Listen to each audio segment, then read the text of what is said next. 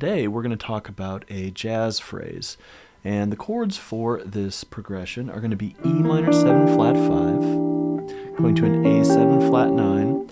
Whenever you see that in a jazz tune, almost always that's going to mean we're in a minor chord progression. The E minor 7 flat 5 is the 2 chord of D harmonic minor. The A7 flat 9 is going to be a 5 chord of D harmonic minor.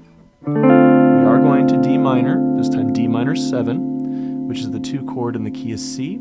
Now normally we go to G7 and then back to C major, but this time we're going to do a tritone substitution.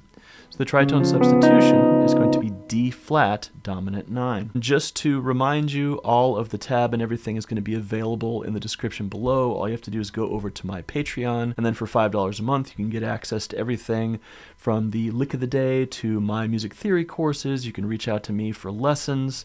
We have the Guitar in a Year going on over there. I share lots of stuff about not only gear and music theory and ear training, transcriptions. We have all sorts of stuff over there about technique. So go and check it out. All right, let's get back to the lick. So a tritone substitution takes the 3rd and the 7th of our 5 chord, in this case G7. So the 3rd of G7 is the note B. The 7th is F. The flatted 7th of D flat is B, which is spelled C flat, and its major 3rd is F. So if I play G7, and I play those 2 tones, and then I play D flat 9, and I play those 2 tones, you're not going to hear anything different. So this is called a tritone substitution, and it allows us to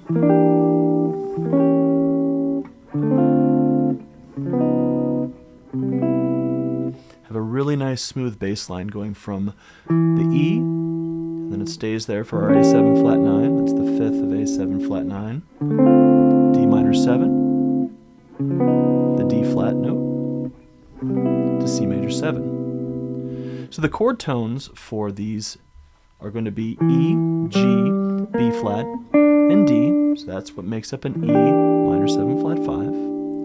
And then for my A7 flat 9, I have A, C sharp, E, G, and B flat. Now usually when we do these chords, we're going to omit the root. This allows us to use diminished structures. So the diminished structure here looks like an E fully diminished chord, but it's still an A7 flat 9. That E note is going to be my perfect 5th of A7 flat 9. Here's the flatted 9, which is B flat, my major 3rd, which is C sharp, and then my flatted 7th, which is G. Going on to the D minor 7, we have D, F, A, and C, so pretty standard there. And then for our D flat 9, I have the tones D flat, its major 3rd is F, the flatted 7th is going to be C flat, and harmonically B natural, and an E flat on top. That's the 9. C major 7 is going to be C, E, G, and B. So if I play just the arpeggios of this chord progression, there's my E minor 7 flat 5, or E half diminished. There's my A7 flat 9, kind of looks like an E fully diminished arpeggio. There is my D minor 7.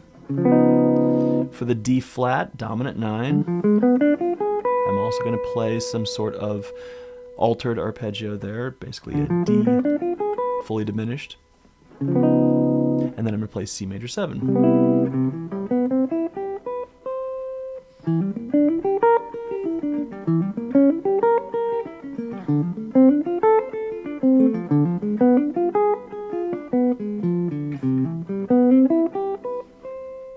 So let's take a look at the lick for today. We're going to be using fragments of these arpeggios. Everything is tabbed out right in front of you there, and we're going to be using the 3rd of our E minor 7 flat 5 to start, kind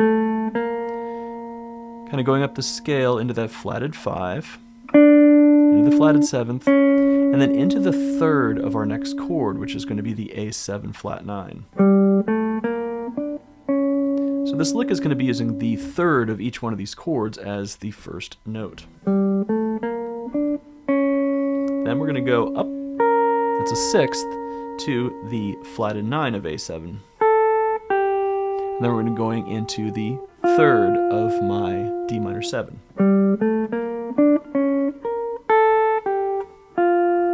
Once we get to the third of the D minor 7, we're going to walk that down. Then we're going to that B note, which is that C flat of the D flat 9 chord, up to its perfect fifth, which is A flat. The sharp 11, our tritone subs are always going to take a Lydian dominant scale, so that's the sharp 11 from there. And then F, which is in the key of C, chromatically going down to the major third of C major 7.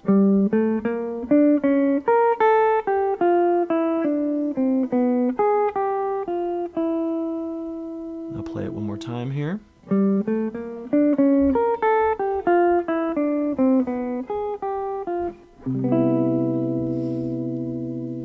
So this is a good way for you to learn how to outline basic jazz chord progressions. And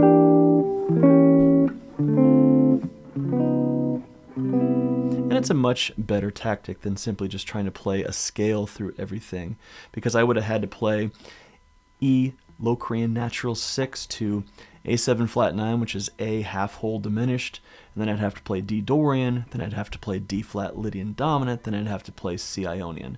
That can be an awful lot of work, and when something's going by this fast, it's just not something that's practical. It's much better for us to think of the arpeggio, the chord tones, and then we can kind of fill in the gaps with notes from the scale or chromatics.